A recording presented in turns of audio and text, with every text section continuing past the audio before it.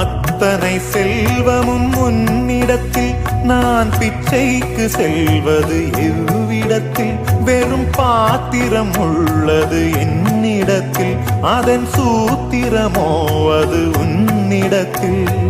ஒரு முறையா இருமுறையா பல முறை பல பிறப்பெடுக்க வைத்தாய். புதுவினையா பழவினையா கணம் கணம் தினம் என்னை துடிக்க வைத்தாய். பொருளுக்கு அலைந்திடும் பொருளற்ற வாழ்க்கையும் துரத்துதே. உன் அருள் அருள் அருள் என்று அலைகின்ற மனம் இன்று பிதற்றுதே. அருள் விழியால் நோக்குவாய், மலர்பதத்தால் தாங்குவாய்.